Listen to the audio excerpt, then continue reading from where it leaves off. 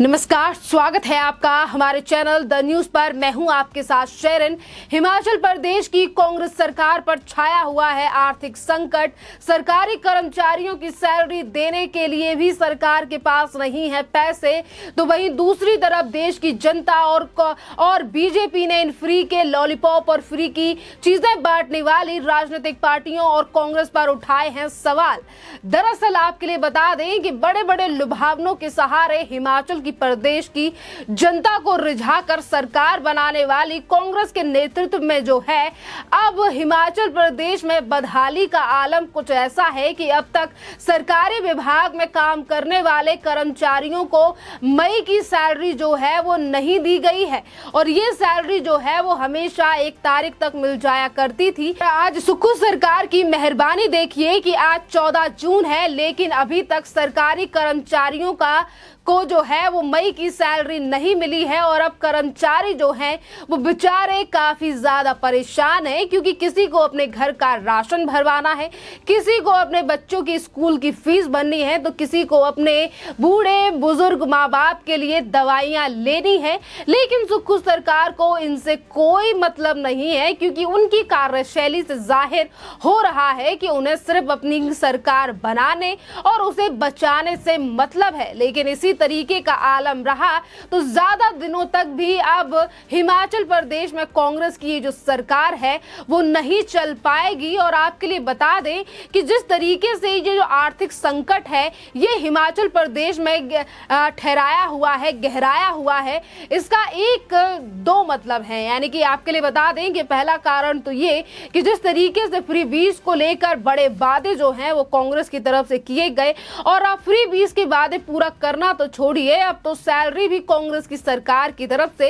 हिमाचल प्रदेश में सरकारी जो कर्मचारी हैं उनको सैलरी नहीं दी जा रही है। और वहीं दूसरी तरफ इसका दूसरा कारण देखें कि आखिरकार हिमाचल प्रदेश में ये जो आर्थिक संकट है इसका दूसरा कारण ये है कि हिमाचल प्रदेश की आर्थिक स्थिति को करीब से समझने वाले वित्तीय विश्लेषकों का ये कहना है कि प्रदेश का खजाना 1000 करोड़ रुपए के ओवरड्राफ्ट पर चल रहा है। हालांकि सरकार ने आर्थिक स्थिति को दुरुस्त करने के प्लान के तहत 800 करोड़ रुपए के लोन लेने का जो है वो आवेदन किया है, और वहीं सरकारी खजाना 200 करोड़ के ओवरड्राफ्ट में चल रहा है। और यही कारण है कि सरकार अपने विभाग में काम करने वाले सरकारी कर्मचारियों की सैलरी अभी तक नहीं दे पाई है। तो वहीं दूसरी तरफ इस बदहाली को छुपाने के लिए और बदहाली से उभरने के लिए लगातार सुक्खू सरकार की तरफ से ये दावे किए जा रहे हैं, वादे किए जा रहे हैं कि बहुत जल्द ही इस आर्थिक बदहाली को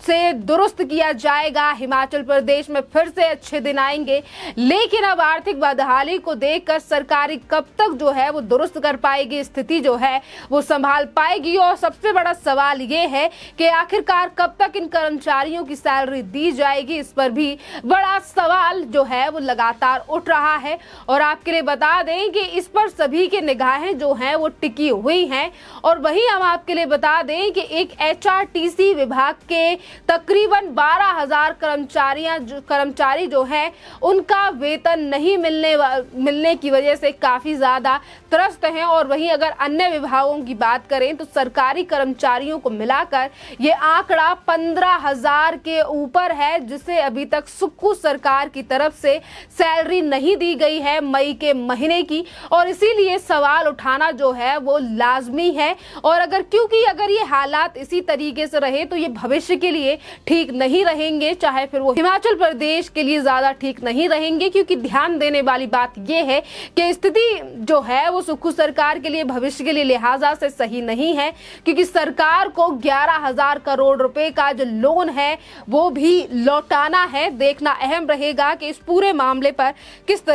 कैसे जो है वो कांग्रेस काम करेगी, यानी कि सुक्खू सरकार काम करेगी। आज जिस तरीके से हिमाचल प्रदेश में ये बदहाली छाई हुई है, जिसको लेकर अब लगातार बीजेपी भी हमलावर है इस फ्री बीस के लोग लेकर सरकार बनाने वाली कांग्रेस के ऊपर। और बीजेपी के प्रवक्ता संबित पात्रा ने ट्वीट करते हुए हिमाचल प्रदेश की सरकार पर निशाना साधा है, और उन्होंने लिखा है कि फ्री बीस के नाम पर चुनावी राज्यों में जनता से वोट लेकर उस राज्य को आर्थिक संकट में धकेल देना, यही कांग्रेस का सुशासन मॉडल है। झूठे वायदे कर हिमाचल की जनता को कांग्रेस पार्टी ने जो है वो सरकार उनका वोट लिया, अब उन्हें तनख्वाह नहीं दी जा रही है, जो कि एक बड़ी चोट है। और इस बात से यानी कि हिमाचल प्रदेश की स्थिति को देखकर अन्य राज्यों की जो जनता है उसे सबक लेना चाहिए और सीख लेनी चाहिए कि किस तरीके से फ्रीबीज को लेकर जो है वो लगातार बड़े वादे किए जाते हैं और जब सरकार बन जाती है तो किस तरीके से फ्रीबीज को लेकर जो वादे किए गए थे वो तो छोड़िए, जो आम जरूरत है वो भी पूरा नहीं कर पा रही हैं वो सरकारें, जो कि फ्रीबीज को लेकर सरकारें बनाए बैठी हैं राज्यों में। संबित पात्रा ने यह भी लिखा कि शहजादे को बार बार लॉन्च और रीलॉन्च करने के चक्कर में राज्यों के अंदर आर्थिक संकट उत्पन्न करना कांग्रेस पार्टी को बंद कर देना चाहिए। देश रेवड़ी कल्चर से नहीं आत्मनिर्भर की संकल्प शक्ति से चलता है, तो वहीं दूसरी तरफ यानी कि एक तरफ जो है वो बीजेपी लगातार हमलावर है, राहुल गांधी के ऊपर निशाना साधा जा रहा है, कांग्रेस के ऊपर निशाना साधा जा रहा है, तो वहीं दूसरी तरफ देश के कुछ जानी मानी हस्तियां हैं वो भी आज कांग्रेस की इस